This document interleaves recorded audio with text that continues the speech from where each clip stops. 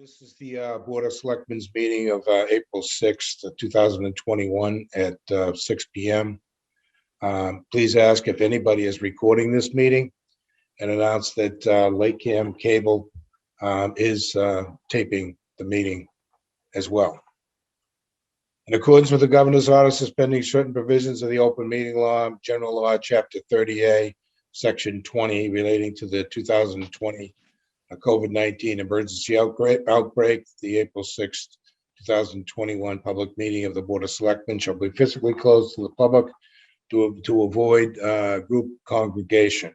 However, to view this meeting in progress, please go to facebook.com/LakeCAM. You do not need a Facebook account to view this meeting. This meeting will be recorded and available to be viewed at a later date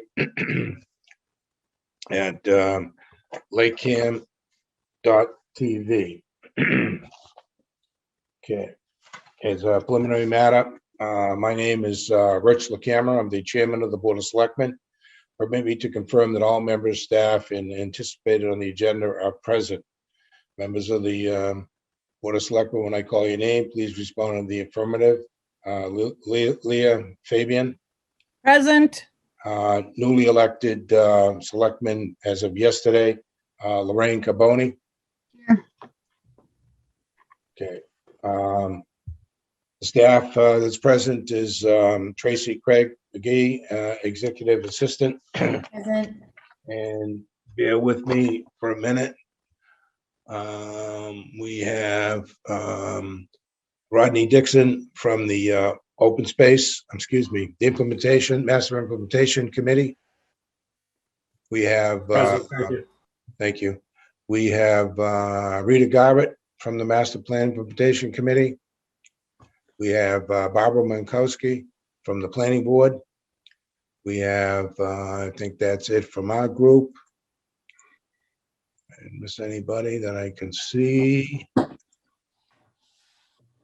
Okay, so first thing on the agenda is that we're meeting with Senator Rodrick and Representative Norm Oral to discuss the economic development bill.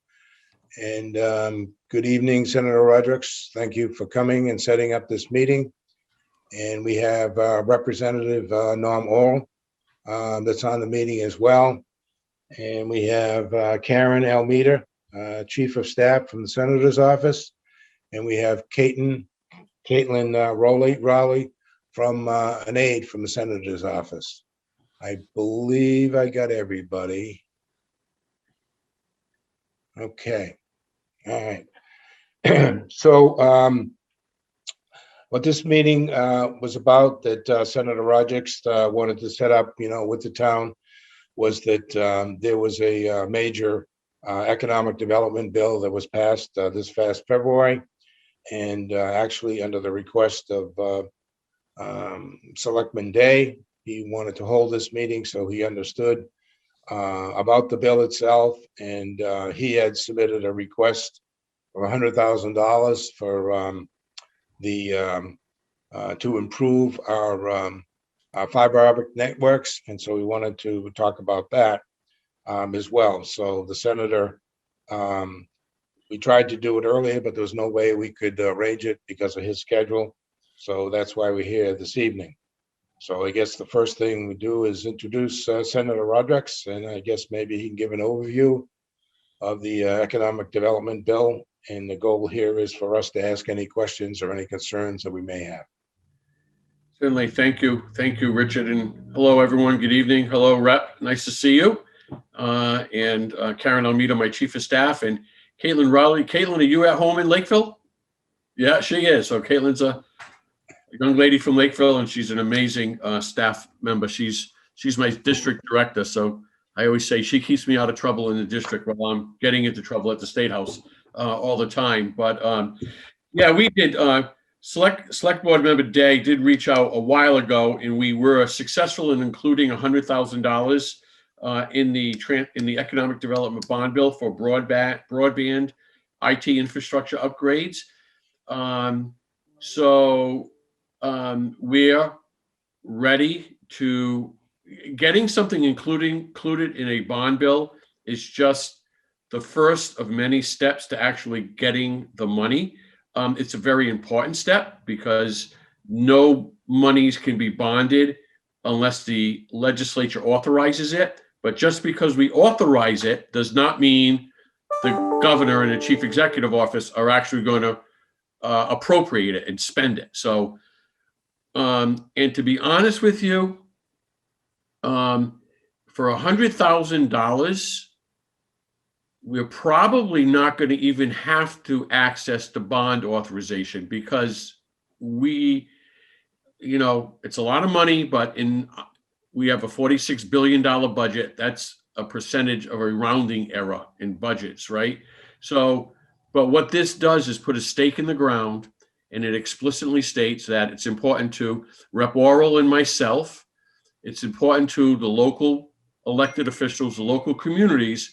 So once you develop a plan of what is the best use of about $100,000, if you came back and said, we need to, for economic development purposes, we need to expand broadband infrastructure on this stretch of this road, and it's going to create the opportunity for 20, 30 new jobs, but it comes in at $200,000, I'm sure we can go to the Secretary of Economic Development and say, we authorized 100,000, but we really need 200,000 in order to accomplish this.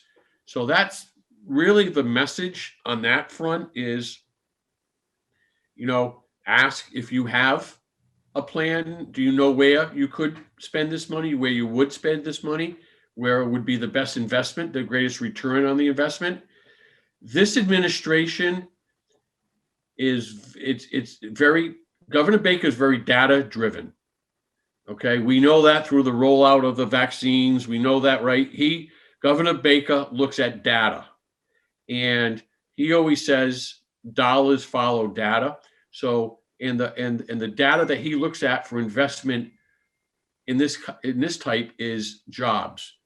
How many jobs could this economic development investment create? And then his people even dig down. What kind of jobs? Are they minimum wage jobs? Are they high-tech jobs? Are they $100,000 a year jobs that's going to pay $5,000 a year in state income tax, or is it $20,000 a year job that's going to pay $1,000 a year in state income tax? So he looks at it. They look at it to that degree. So that's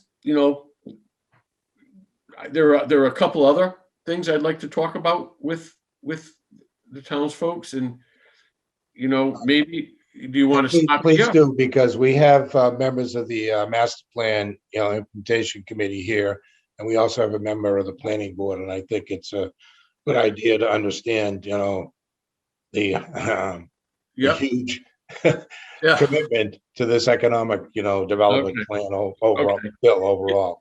So I'm just going to ramble. Anybody, please interrupt me whenever you want. But the other thing I wanted to note that in a different bond bill, in the transportation bond bill, we secured $2.5 million for Lakeville for improvements to Route 105 and Bridge Street. And I know, Rich, you and I have talked about this and, how to take that $2.5 million authorization and put it into the ground and make those improvements. And I believe you've already begun planning and reached out to Serped. Well, actually, we're going to be dealing with Mass DOT directly on this. Okay. And we haven't got there yet, but we're working on it. Very good. Well, whatever we can do to be helpful, we're happy to be helpful.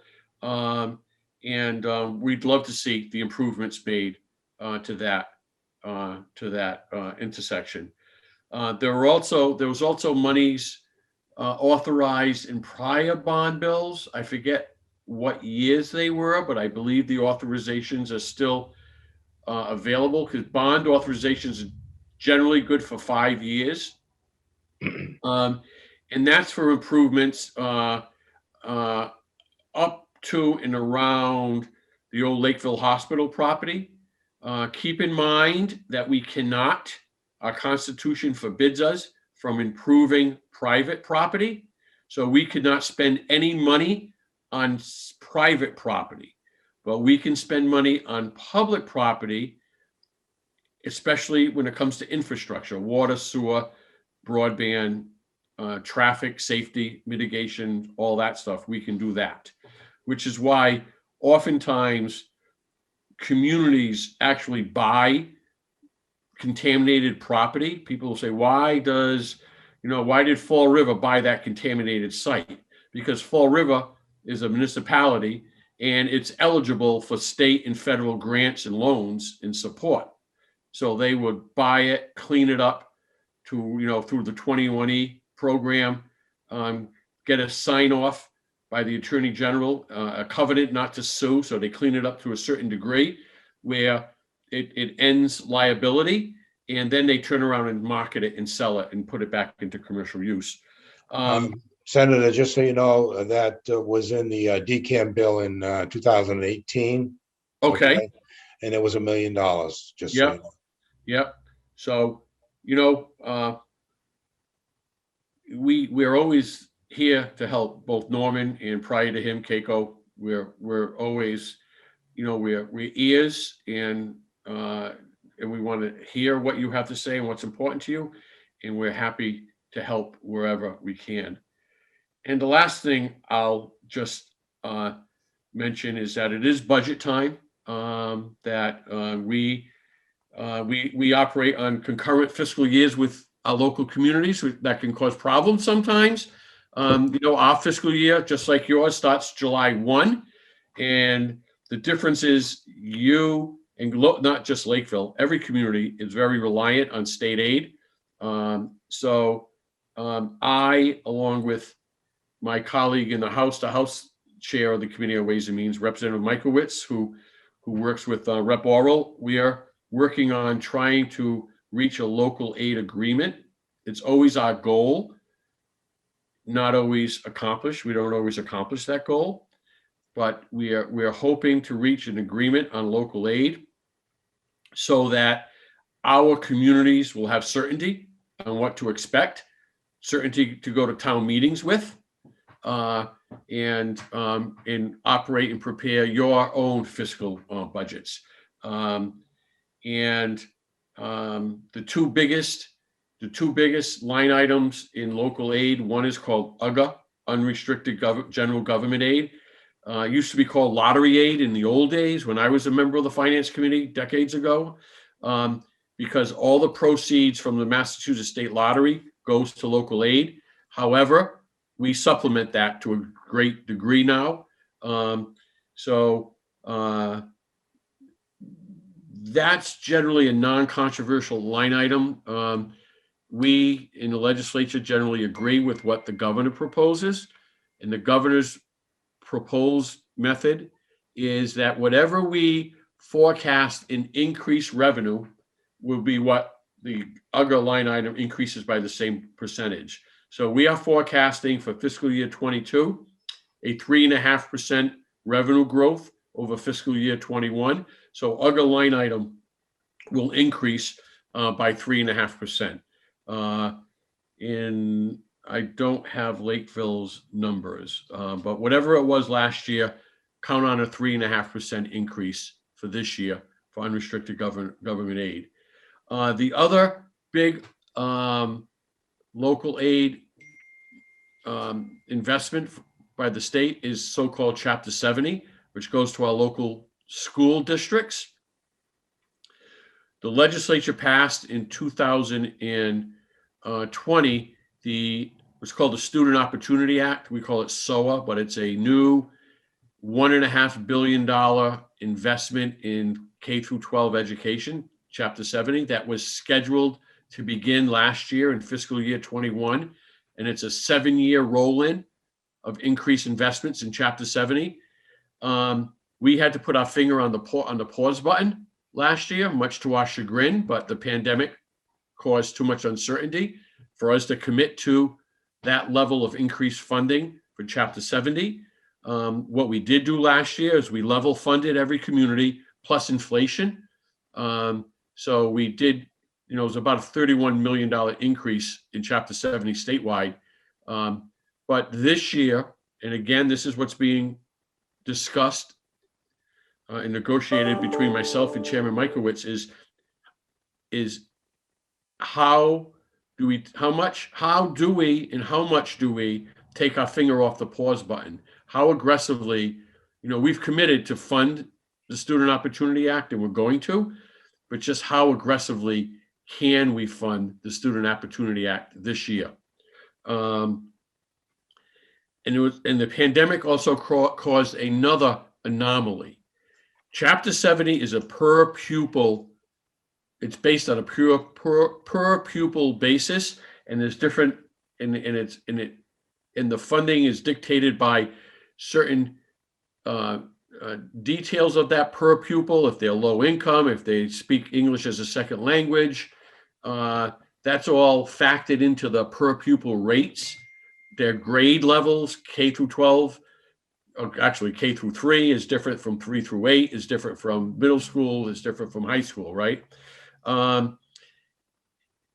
That those, the enrollments of school districts are tallied every October.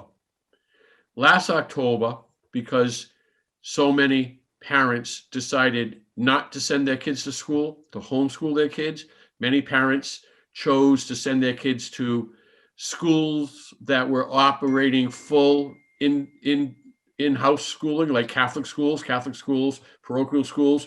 Their students attended school full-time in classroom throughout the pandemic. And many parents chose, especially in kindergarten, chose not to enroll their kids in their first year of kindergarten. So there was a large enrollment drop. So what we're also talking about is not only how do we fund Chapter 70 to meet our commitment under the Student Opportunity Act, but how do we deal with this anomaly of this enrollment issue? So we're discussing that, and we will have a plan. The Senate President made it very clear to me that you will have a plan of how to deal with that, because again, this affects every single school district in the Commonwealth, and it affects every single one of my colleagues, every member of the state Senate, every single one of Rep. Oral's colleagues in the House are facing this issue. Then the other wild card in everything is the amount of federal money that has flowed both into our municipalities and into our school systems. I do have those numbers actually I have them for every one of my communities, but for Lakeville, there's 2 pots of local money, although it was different in Lakeville than I have 7 communities, 5 are in Bristol County, 2 are in Plymouth County. Plymouth County chose to go it themselves. So I do not know, nor do I have an accounting of what Lakeville was accounted for, what they were entitled to or eligible for in federal funding. I know what they were eligible for. I don't know how much you received. So, when Treasurer O'Brien comes with the checks, hands those big checks, you can add them all up. But in what we call the CRF, the Coronavirus Relief Fund, so-called CARES Act bill, Lakeville's amount was $1.661 million. And then in the latest American Rescue Plan that was just passed and just signed by President Biden, it's $1.140 million. So Lakeville on the municipal side was eligible for $2.8 million in federal funding. There's a reimbursement method. I know other than Plymouth, I'm not sure how it works in Plymouth County, but in all the other counties, there's a reimbursement method that you get reimbursed for qualified expenses from the state. The other pile of money that came from the feds are so-called ESSER, Elementary and Secondary School Emergency Relief Funds, the ESSER funds. ESSER 1, which was part of the CARES Act. Lakeville and Freetown Lakeville schools were received directly. Now, they received this money directly, did not pass through us, did not, it went directly to the school system, of $254,000. ESSER 2 went directly to the schools department. Freetown Lakeville was $951,000. And so-called ESSER 3, or the money that's in this latest federal plan that has not been distributed yet, but Freetown Lakeville is going to get $2.3 million. So total of federal school aid for Freetown Lakeville of $3.474 million. That does not pass through us, does not pass through you, does not go through town meeting, does not go through legislature. It goes directly to the local district schools. And the last thing I'll have to say, I'll just quickly, during last session, Lakeville did send us in the legislature, Rep. Orwell and I, a home rule petition that would change the treasurer collector's position from elected to appointed. And I think what time in the morning? I think, Norman, we finally got that done about 4 o'clock in the morning, right? I think it was 4 o'clock Yeah. by the time we finished it. Yeah. So we were, why do anything today when you can put it off till tomorrow? And one thing we're good at is procrastinating up there, right? That's so right. Last days of sessions tend to go on and on and on all night. And Norman and I were texting each other throughout the wee hours of the morning because bills have to jump back and forth between branches a number of times before we can send it to the governor. But we got it done. So. Yes, we did. All right, I'm done talking. I'll turn it over to my able and esteemed colleague, Rep. Orwell. And Thank you, Senator. And that's always great information to share. I just add a few other things. The economic bill also included a lot of stuff. And if you think about it, a lot of it was aimed at helping the economy recover, helping people with housing issues. Just some highlights that may or may not affect folks in Lakeville. Certainly citizens, maybe not the town itself, but just a couple of highlights I wanted to offer that were also in the bill. We expanded the state's low-income housing tax credit. We allow tenants to seal no-fault eviction records. As you know, evictions were a big issue throughout the Commonwealth. And we also prohibited the naming of minors as a defendant in the eviction claims. Lakeville doesn't have a housing authority, but we did make some changes to how housing authorities are made up, with making sure that a tenant member is appointed by the boards of selectmen. We established a Bill of Rights for student loan borrowers, regulating student loan services, and created a student loan ombudsman. We allocated monies and so forth for tourism and other economic development areas that are still hurting. Provided grants for vocational schools to purchase equipment and make renovations. So that's certainly something to talk about with Old Colony. See if they can take advantage of some of those grants.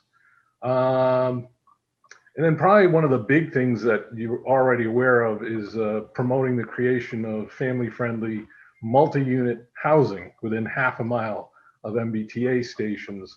And so that's been, I think, already talked about in town, certainly for the planning board and master plan committee members here tonight. That's a big thing. Within a half mile of MBTA stations, really promoting those high density housing units to go near the trains, and by right in some cases with 40B. So those are some big changes right there as far as zoning and so forth in the planning process as you look at implementing the current master plan, just to keep in mind.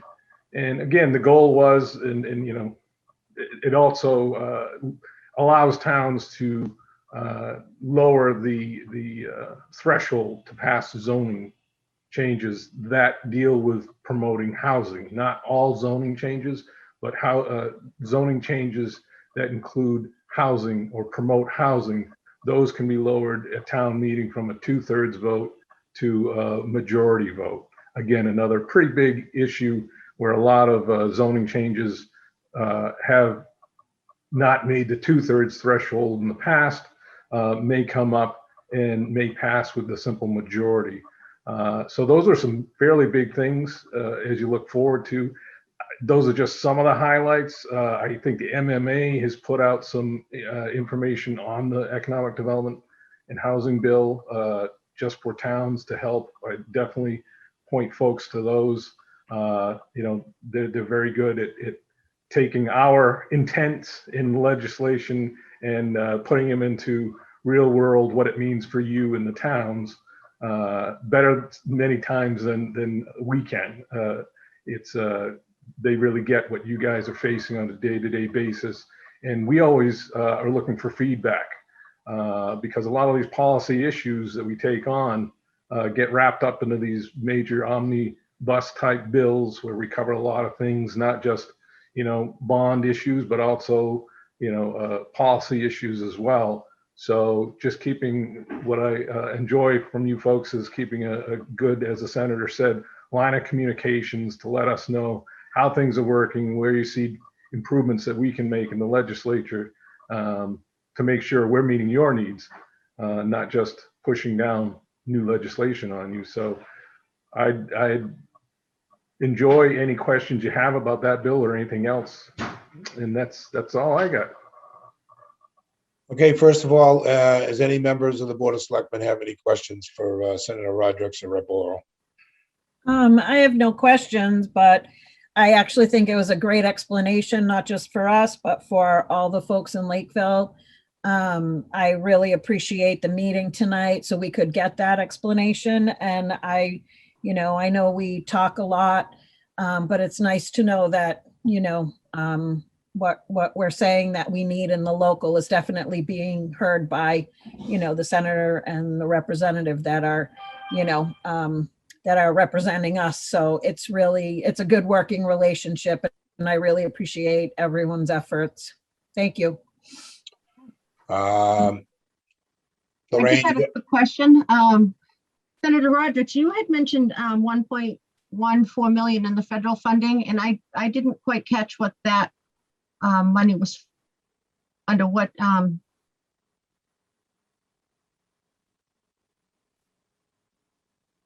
you're on mute, Mike. I'm on mute, yeah. Oh, you're on. Okay, someday I'll figure out this Zoom. I only have 100 Zooms a day, but yeah.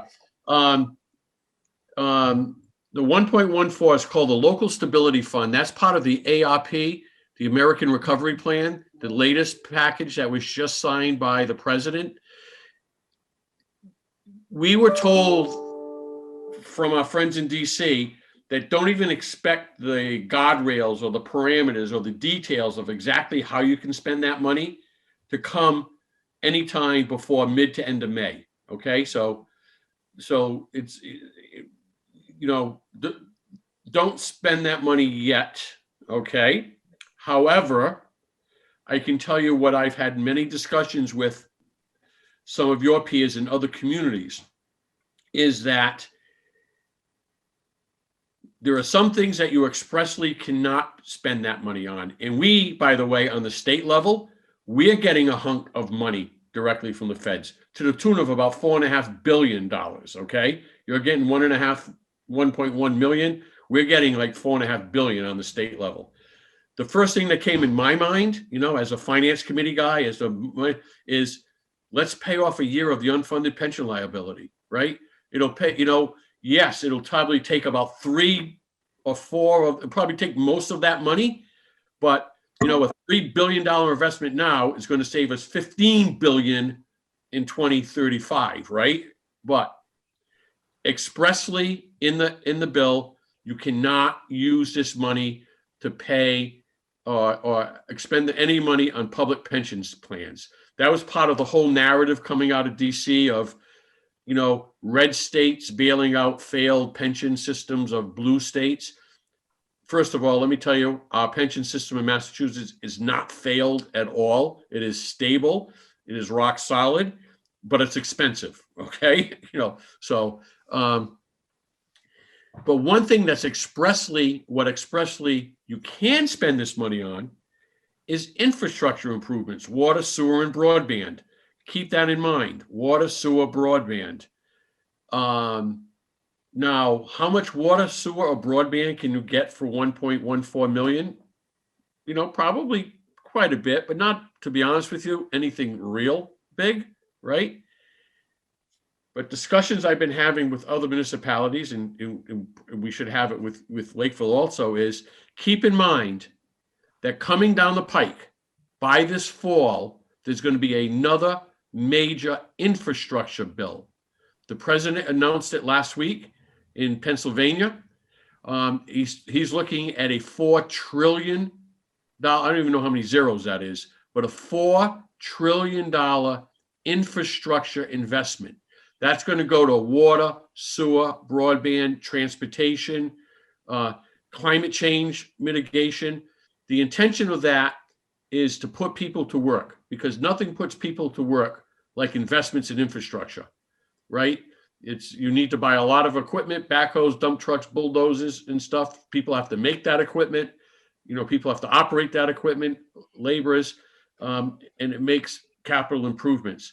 So if Lakeville has any material infrastructure projects they'd like to see done, a major water and sewer project, a major dam project, a major, culvert improvement project, think about using some of this 1.14 million to do the planning and design work and engineering and getting that project designed and planned and bid ready, because it's still an if that infrastructure bill passed. I mean, they've been talking about this. President Trump talked about this infrastructure bill for 4 years while he was in office, right? That we need to make major investments in this country in our infrastructure. So I don't think it's if, I think it's a when this bill passes. And as soon as the president signs it, there's going to be a lot of municipalities with their hands out. It's whatever projects are ready to go. Whatever projects are so-called shovel ready, meaning you have the bid documents prepared, because the intention of this trillions of dollars is to put people to work now, right? Get it to work right away. So if you say, oh yeah, I'm almost there, I've got another 6 months, or I got another year in planning and design and engineering, they're going to say, well, talk to us in a year. In the meantime, we're putting this money in someone else's hands whose project is ready to go. So just something to think about. I don't know what, the master plan committee and the planning board, I'm sure, have a lot of ideas. I don't know if you have any ideas. Municipal buildings, right? I know you just built a new police station, but do you need a new fire station? Do you need a new highway community maintenance building? Something to keep in mind. But that's what that 1.4 million. You have to get. I think that's going to come through the county again. I'm not sure if that's going to come directly to you, or if it's going to flow through Plymouth County again. There's two pieces, Senator. Yeah. Just going back to the COVID-19 CARES money. Yes. Which came from Plymouth County, as you know. Yes. We were allocated $1.6 million. Okay? Right. We have spent primarily most of it with the schools, $1.4 million. So we got a couple $100,000 left. Yep. On which we anticipate that we will spend that, because now you can spend it through the end of the year before. Right. That money's probably already accounted for. Right. The other piece that you talked about is the $1.1 million, that's going to be coming directly to the town and not through Plymouth County. That one piece. And that piece, primarily, as you mentioned, can be used for what you talked about. But one of the important things that you had left out was that we can also use that for revenue recovery. So if we had lost revenue over the last year or so, and we have anticipated that we lost at least $300,000 to $400,000, in revenue. So that money could be used for that. So that's a good Right. thing. Right. The additional $1.4 million that you're talking about, Senator, that's going to Plymouth County, and that's going to be allocated based upon the population, Good. of the town. So that's that piece that you're talking about that can be used for the infrastructure and stuff like that. So we don't know anything about it yet. Right. As you said, we're all waiting to find out what the guidelines are, but those are all the pieces associated with it. And then the major infrastructure bill, none of us know what's going. That's going to take months, before that gets approved. But anyway, so that's kind of where we are, in the process. Good. Okay. And once they set the rules, they change the rules. Right. I mean, We hope they change the rules Yeah. because it's not as flexible as we'd like it to be honest. right. And right. you know that too. So, Right. For us too. For us on the state level too. Yep. Just 2 questions before I open up to other people. One of the things, the Chapter 90 funding, which we're supposed to get $400,000, and I know that was taken out of the transportation bill and put in a separate bill. Does both Representative Oral and yourself expect that Chapter 90 money to be approved this spring? Yeah, we do. Yep. Yeah. Oh, good.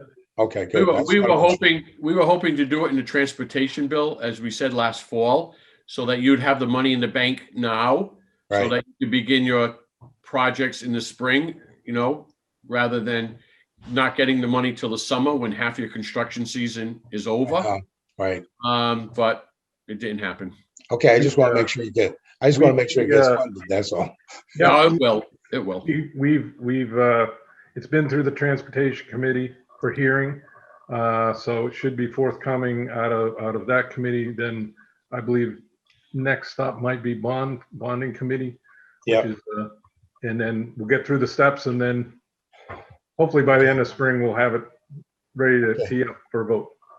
Thanks. Rodney, did you have a question? Just trying to wrap my head around the plan and how it aligns with the master plan. Some of the changes that I just heard about the bill specific to housing that resonated with me about the high density housing within a half a mile of the MBTA. As we're aware, the MBTA station is moving from Lakeville to Middleborough.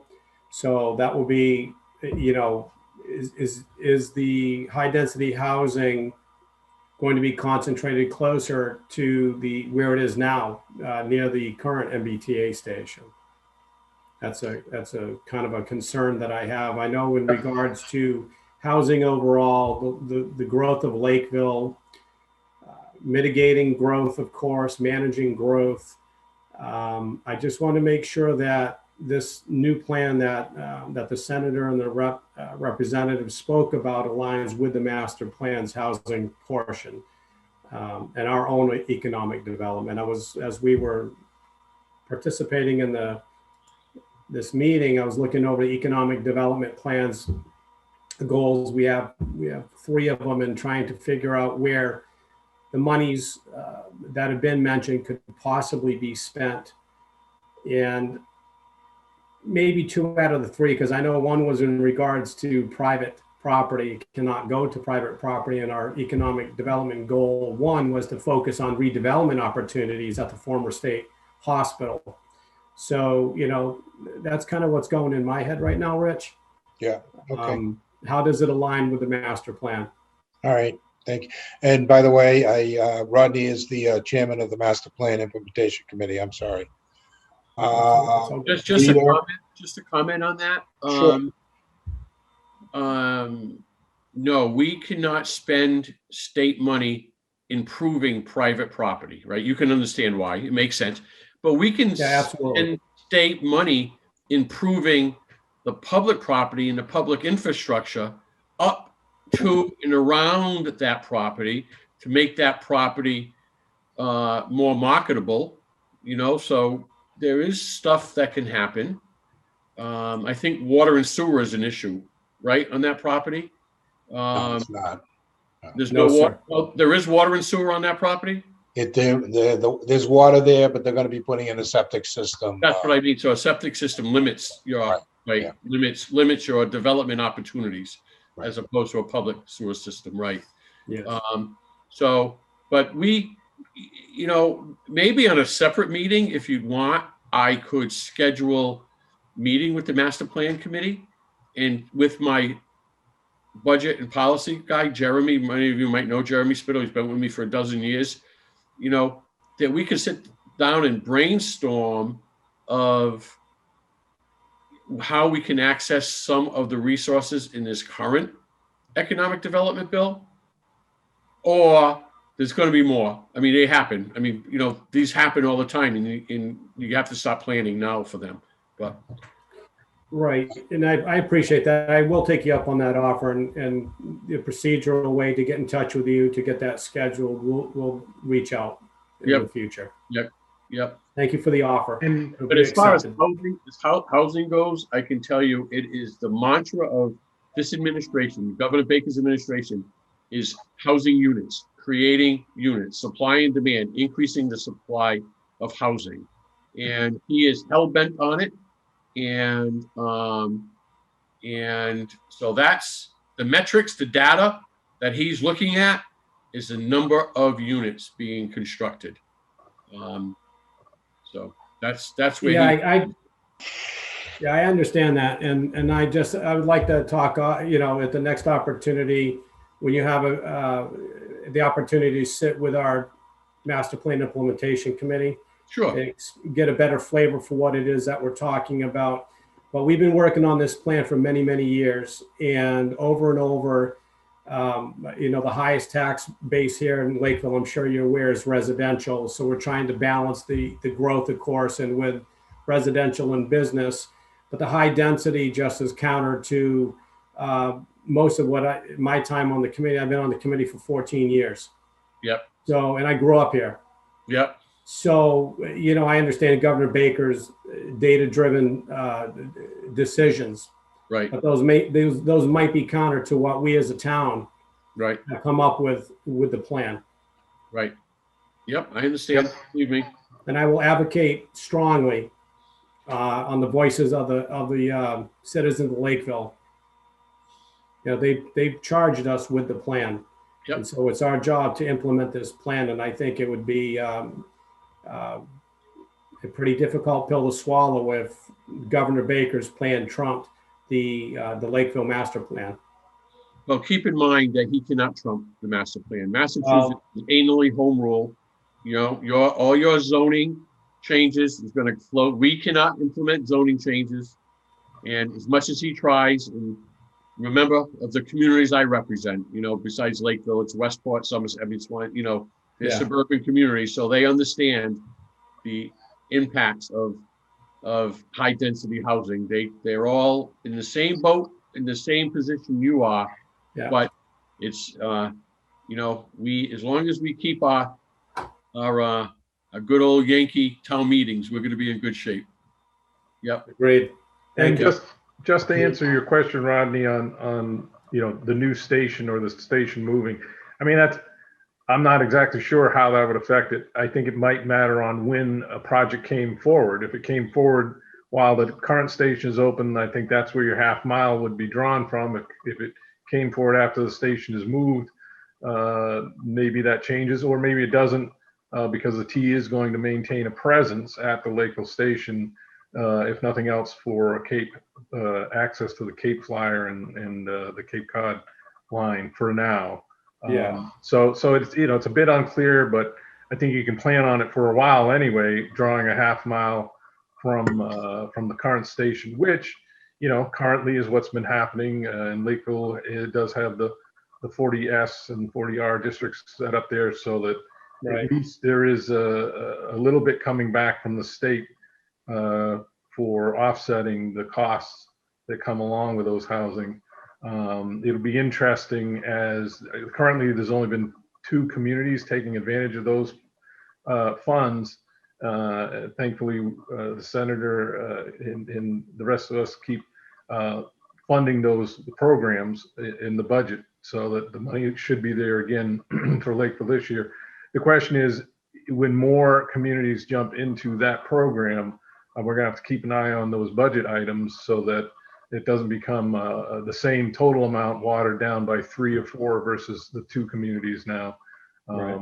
But there are ways to, to mitigate and look in your master planning work to look at how we can mitigate the costs of the high density. And I do think, with the guy, I don't like to make anything, necessarily by right per the state mandate. 40B itself is a state mandate that is very difficult to deal with in communities like Lakeville.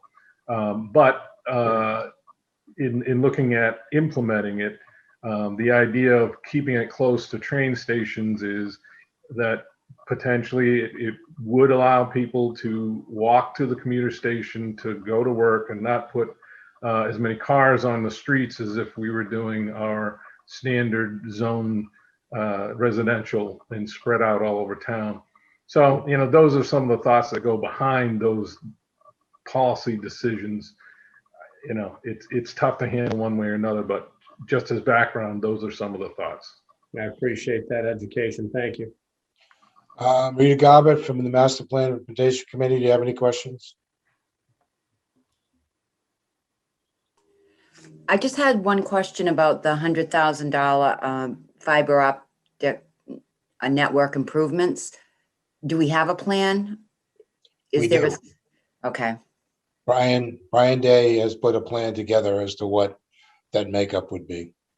There's a section of town that does not have the broadband? No, it's not that. It's tying the buildings in, Rita, the existing okay. buildings, the transfer station, there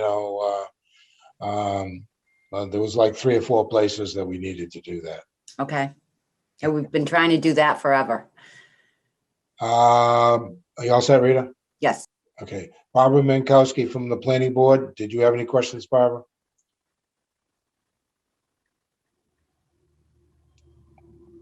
You're on mute, Barbara. I should know better by now. A couple of years ago, we had a presentation at SERPID talking about municipal internet service. I know a couple of the surrounding communities, I believe Fairhaven has begun that process, and I think portions of Taunton have also done that. What was really appealing to me about the municipal internet project was the resiliency that it builds into the family household budget, because most of us are spending well over $100, $150 a month on internet service. If the municipality was able to provide that at a fraction of the cost, then that family then has more income for other priorities in their household. So I would be interested to see if there was any interest in exploring some of this funding for exploration of municipal internet service. Are you talking about our own municipal internet service? Yeah. I'm not going to say no, Barbara, but probably not, because we have contracts with Comcast and Verizon that cover the whole town, and they're required by contract, to provide that service. Mm-hmm. TMLP provides fiber optics, for all of the town buildings, and so we pay for that, of course. But I don't have an answer for that, but I don't think that we would be doing our own municipal internet service, and that's just a guess off the top of my head. I'll dig up the presentation. It was a PowerPoint and ship it off to you guys if you have any interest. I think it was Fairhaven that's doing it right now. I saw Fairhaven is doing something. Yeah, just last week I just saw that. You're right. That's fine. And the other thing I just wanted to mention to both of our representatives at the state level is, the governor's very data driven, and I think that there should be further exploration of the benefits to the Commonwealth when the high density units that they're building are ownership based and not rentals. If you don't give people a place to start on that ladder, they can never climb up it. And the proliferation of high density apartment units is not it's not building in the resiliency I think that communities like ours would be looking for. And that's all my questions for now, Rich. Okay, thank you. Does anybody else have any other questions? I guess 2 things that I wanted to bring up with the senator and the rep. Anybody else? Okay. Why don't you both know, and I know you're both on the transportation committees of the House and the Senate, and that's great. We appreciate that. And we, through, I believe it was Norm, I mean, I think it was Representative Oral, I asked Mass DOT to do a traffic study, safety study at the intersection of Route 18 and 105. And that has been completed. And we just got the final report. And I'm sure that the Master Plan Implementation Committee and the Planning Board would like to see that. We'll send that out to you guys. But we've been notified by Mass DOT that they realize the problem, with the southbound lane on 105 up to 18, and they're going to redo that whole section this month. We were surprised they were reacting so quickly, which is great because, as everybody knows, it's pretty bumpy, in that area. So they are going to fix that. The long-term goal, is that their recommendations are there's some, signage and so forth, but in order to do that intersection correctly, it would have to be reconfigured, which is an extensive cost. So that would be a long-term, project, for the state. But at least they addressed some of the concerns. So like to thank Rep. Oral and Senator Rodrick for helping us get that done. The second thing is that the Mass DOT is going to have the design hearing, 25% design hearing next Tuesday. And so that project is moving along well. And so that meeting is about reviewing the project, getting the update on the project, and giving the opportunity for everybody to have the opportunity to ask any questions about the project. 180 abutters have been notified, if they want to attend the meeting or whatever. So if there's anybody from the planning board or from the Master Plan Implementation Committee who wants to attend, just call Tracy and we'll get you that information. So that's going forward, and we appreciate that because we know how quickly Route 79 is deteriorating. So if nobody has any other questions, we appreciate Senator Rodrick and Rep. Oral for coming and discussing the economic development plan. No, of course. And I just want to congratulate Selectman Carboni as your first selectmen's meeting tonight, and the rest of the board on reorganizing and having a great year. And we look forward to working with you as we always do. Thanks. Thanks, Norm. Yeah, and I'd like to echo that. Congratulations, Lorraine. Welcome aboard. And to everyone on this call, know that we are always available and accessible. Caitlin lives in your town, so I hear a lot about Lakeville all the time, and I love it. And but whatever we can do, I always say, don't assume we've heard. Like, if you hear something or you read something, don't assume that we're aware of it. Just reach out and say, did you know I heard from a peer, another selectman, another planner, another, I read this, and you'll be surprised. We don't, we don't know everything. So we appreciate you guys reaching out to us. So thank you. Okay, thanks everybody for coming. You're welcome to listen in if you want. Now, thank you. I didn't think so. I blame you. You got enough meetings to go. Thank you. Thank you. So I thank really you for appreciate it. everybody for coming to the meeting. All right. See you. Bye-bye. Okay, next on the agenda is the selectmen's announcements. I already mentioned Route 79 design hearing with Mass DOT is on April 13th at 6:30 p.m. If anybody wants the information to access the meeting, please call the Selectmen's Office at 508-946-8803. It is on Mass DOT's website, but it's not easy to find. So if anybody wants that information. I also mentioned the Route 18-105 traffic study, traffic safety study. So anytime soon, they're probably going to be closing part of that intersection for at least a half a day or a day to redo that surfacing. I just want everybody to know that it's taken us 2 months, but we finally got some vaccines, for the the shut-in people in the fire department has already vaccinated 15 people today, and they're doing 15 people tomorrow, and they'll continue doing that all week. I'd like to thank Ed Cullen from the Board of Health, who's been working on this for 2 months, and the fire chief to get this done. So this is very important. And you'd be surprised how many people are at home that haven't been vaccinated yet. And so this has finally been accomplished. We appreciate that. The last thing is that, every meeting we've been talking about COVID-19, and what's going on. And we once again have become a red community, unfortunately, this past week. And we're very concerned about that. The numbers have gone up significantly.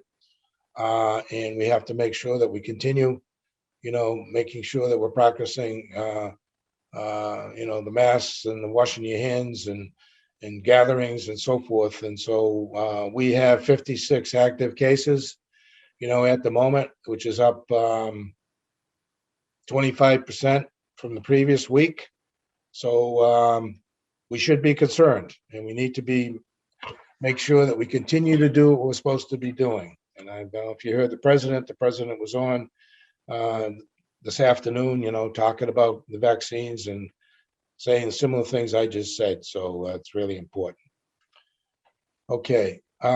Next on the agenda, as every year when the annual election, the board needs to reorganize the chairman and the vice chairman.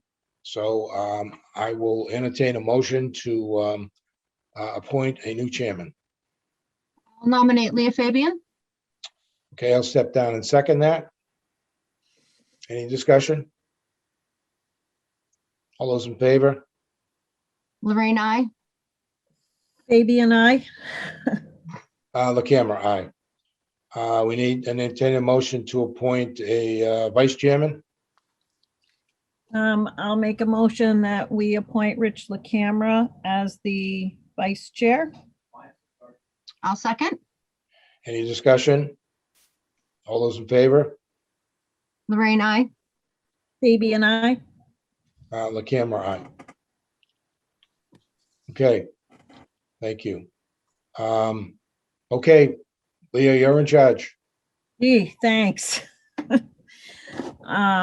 Okay, so next on the agenda, we have a review and vote to forward the amended floodplain bylaw and site plan review section 6.7.2 to the planning board to hold a hearing. So, Madam Chair, yep. are you not going to do the other positions that need to be reorganized tonight? Okay. Well, yeah, we can do that. Want to do that, or? I'd like to wait till the next meeting. To be honest with you, I didn't even look at it, so. Yeah, are you all right with that, Lorraine? Because it's going to be less than 2 weeks, so. Yeah, that's fine. Looking at this list, I don't think that any of these activities or committees are meeting at this point. So Yeah, we can probably wait on that. yeah. Careful though, Brian did have to have a couple parking hearings. There's two things I'd like to mention, Madam Chair. Yep, That Brian, as you know, had been working on getting the new phone system installed. yep. And so we need somebody to be the point person on that, because we've had a lot of problems installing the phone systems, and I will volunteer to do that if there's no objection. I was going to nominate you, Rich, because I know that I haven't been there at all. And I do know that there's been a lot that's been uncovered, a lot of problems. And I know that you've been interacting too with them. So I think you're kind of the, so that would be, where are we there? No, it's not on the list. Not on the list. No, not on the list at all. It's just saying that to manage this project, to get this project done. So So, if I can, Madam Chair, what is the company that did the install? MD.com. MDCOM? Okay. Yeah, Because everything seems to be working over the police department. So it's just a matter of town hall. It's been going on for months, Lorraine. Yeah, it's been Yeah, going, at town hall though, right? We're fine at the All police, all the other buildings. even, every other building. even the police? No, not the police. Police Okay, is just the separate. other buildings. Okay, COA, library, Okay. all of them. yeah, that's a problem. Yeah. yeah, major and problem. there's, yeah, a lot between TMLP and this and that. You know, so Rich, I'll nominate you to just pick up where Brian sort of left off on all that technology, phone stuff. Okay, that's fine. Okay. Do you want a second, Lorraine? Or, Sure. No, Yeah. I'll second. okay. That's great. Any other conversation? And you know what? There's a lot of emails and stuff on all that. What's been, you know, we can get, There's hundreds of emails. Yeah. Forget it. yeah. We can provide you the latest ones, but there's hundreds. Yeah. It's So, been going on for months. so You want them anyway, all? You can have them. I don't know. I hate to volunteer Brian, but I don't know if, you know, maybe a phone call might help. Yeah, it just might be it may be just a quick phone call just to get a quick update. Yeah, of what's going on, but We can forward you the updates. He does it every week, so that's not a problem. yeah, we do. Oh, that would be good. Yeah, that would he's be been good. good about sending us the updates and, you know, but okay. So all those in favor of Rich, Selectman LaCamera being the representative, well, the person to liaison with this. Lorraine, I. Okay. Sorry, Lorraine, you should be using your last name for the record. Yeah, Sorry. your last name. You Yeah. have to. It you have is to- Lorraine. Lorraine is the last. No, it's Carboni. Okay, Carboni, Okay, I. thank you. Fine. The camera. Aye. Okay, and Fabian, I. All right, let's try to Thank- keep this in order here. We try to be kind to the minutes, people. But Tracy appreciates that. Okay, so yeah, the rest of them, and you know, we can take a look and whatever, and we can move on right now. So next on the agenda, we do have the amended floodplain bylaw and site plan review. So does I make a anyone, motion, we put this on the warrant, the floodplain bylaw and the site plan review, section 6.7.2, and refer the bylaws to the planning board to hold a public hearing. I'll second that motion for discussion. okay, so we have a motion and a second. Go ahead, Lori. Okay, so just, I picked up my packet today, so I did a quick review. Has Nate Darling reviewed this document? Everybody's reviewed it, town council. Yeah, and Town whatever. council too? Okay, Oh, yeah. all right, because I know it's on one of the next agendas for warrant review. So is this document already placed in? We haven't, it is in the warrant. That's the Okay. draft warrant coming up. Okay. Yep. All right, that's fine. Okay, so, yes, Nate's seen it. Everybody's kind of legals looked at it. This has also been another long, thing. So, okay, all those in favor? Carboni, aye. The camera, aye.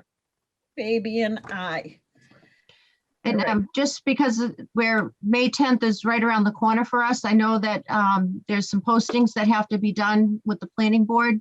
So I know that they have a meeting coming up soon, so hopefully their timelines will It's meet already the been, it's requirements. already been ready to be advertised. Yeah, Okay, I think it's all, yep, it's all set there. so they were just waiting on us then. No, we were actually waiting on them, but Well. All right, so draft the annual, next on the agenda, draft the annual town meeting warrant. So attached is the draft of the annual town meeting warrant. So does anyone have any? Madam Chair, Yep, so this is the drafts of both the annual town meeting and the draft of the special town meeting. Yep. For the board to review this week. On April 12th of next week, we will actually vote vote for the warrant to be put, to get posted and so forth, along with calling a special town meeting. Okay, so Lorraine, you have this, right? Yes. Okay. Does anyone have any questions with the way anything is or understanding it? It has also been reviewed by town council. Okay, so we have the final draft then. No, this isn't the final one. No, because there is some wording that the town council has recommended, but not Yeah. with having to do Oh, with the so that, warrant itself. all right, so those changes haven't been incorporated in what we have now. No, but there's no changes to the warrant articles themselves. It just has to do with the saying that we having a COVID-19 meeting or whatever. So, Oh, I see, okay. yeah. So, no, So no content changes. no content changes at all. No. And I know that Tracy did include in the meeting schedule for us to, which Rich just referred to. It goes back to when we open the warrant and close the warrant. So this is the draft of the warrant, basically. And I did see, I just want to say that, I did see some conversation on social media, about how are we supposed to know what's on the, what's going to be at town meeting. Well, this is where we start. This is the draft warrant, and there will be, it'll be posted on the website. There'll be, review, there'll be this, there'll be that. So you just have to, try to find the information where we're really not hiding it. It's out here. We've even discussed some of these things already. But if you can't find it and you really want a copy of it, just send us an email to the selectman's office and we'll help you out. So I guess that's it on that. But this will be posted on the Board of Selectmen's page, correct? It'll be posted on the website. Yep. Mhm. On the Board of Selectmen's page.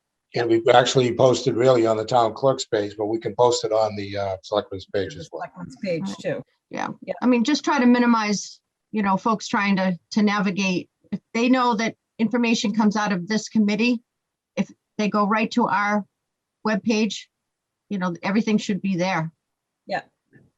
Yeah, but it's on the clerk's page too. So anyways, all right. So we're ready to move along here, right?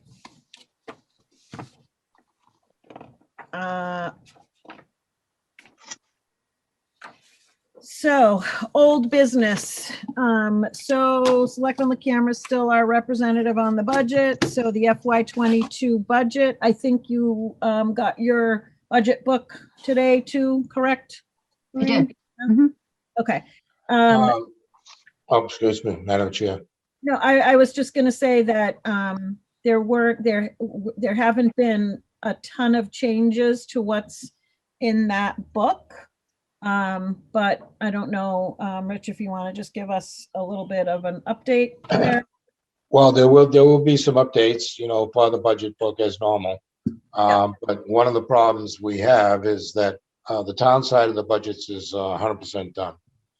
And we're waiting for the Park Commission to provide their budget. Supposedly, we met with them a couple of weeks ago to discuss it. And so they got to come through with a new budget. Supposedly going to discuss it tomorrow night. And we got to have this budget, this week, in order for us to put all the pieces here together. But that's the only thing we're waiting for to finalize the budget.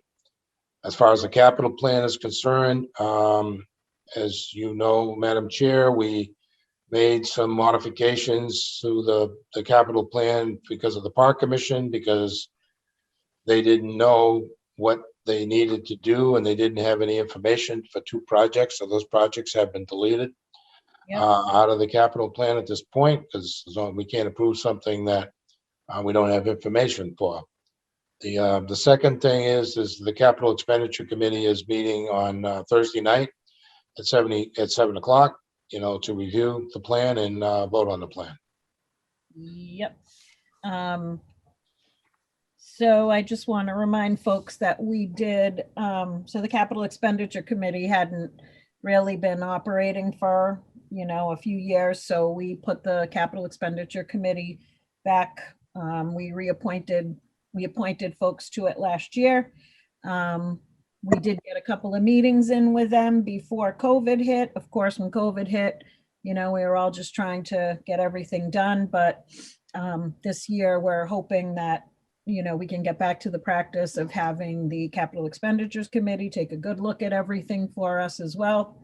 What I like to call the system of checks and balances here. So, I think that's it on that, correct? Yeah.